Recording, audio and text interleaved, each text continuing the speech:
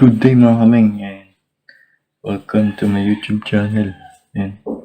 Ang video natin ay mag-unplastic tayo ng SD card at flash drive. Yan. Na in-order natin online. Yan. Ito ay legit store. Yan. Nakikita nyo dito. Yan. Sandisk official store, yung kanyang store. Yan. Sa mismong Sandisk. Yan. Ang laman nito ay SD card tsaka flash drive.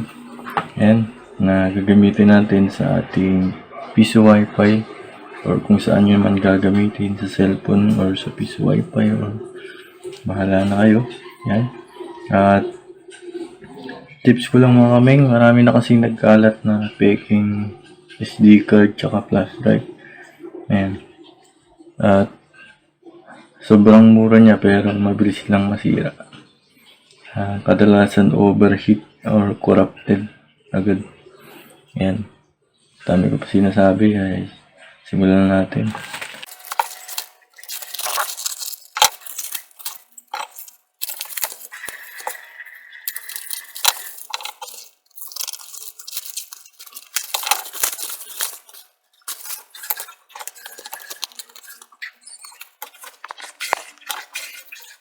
Yan, unbox na natin mga kameng.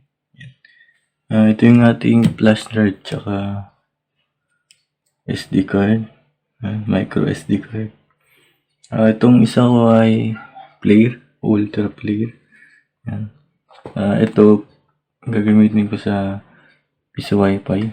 Lalagyan natin ng software. Itong isa naman sa aking cellphone. Yan. Gamitin ko siya pang video or pang save ng mga videos na Ang speed na pala nito ay yung kanyang read ay up to 100 MBs. Yan. 60 MBs yung kanyang write.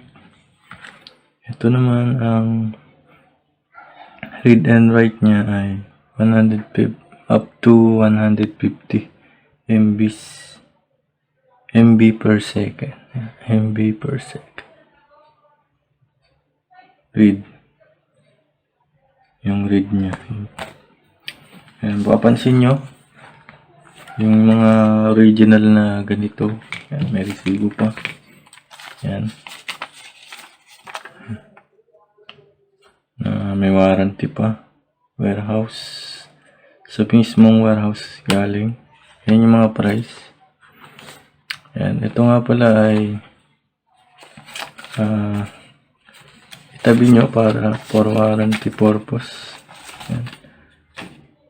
Itabi ko lang muna siya. At mapapansin nyo din sa kanyang packaging.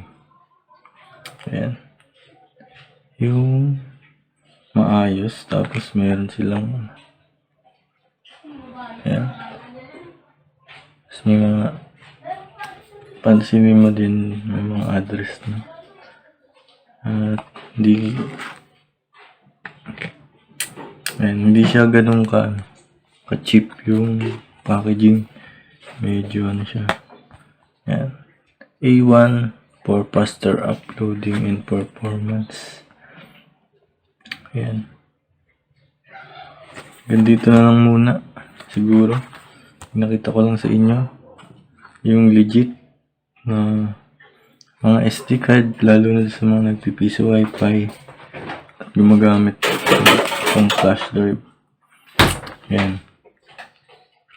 At hanggang dito na lang. Kung tatanong nyo kung saan ito mabibili, lalagay ko na lang po sa description ng link.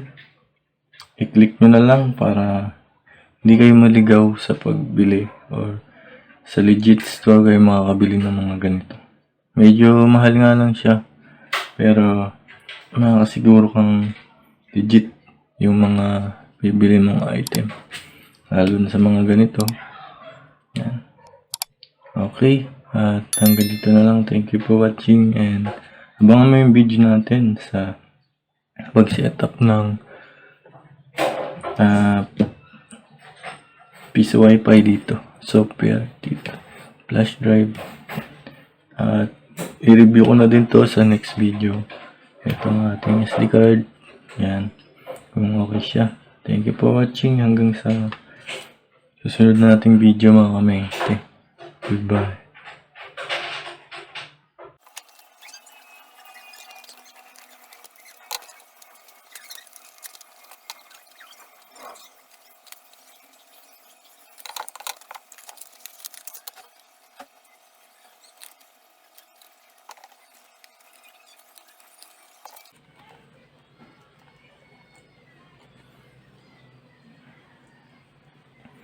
Yan mga kameng, pansin niyo yung packaging ay hindi siya basta agad natatanggal.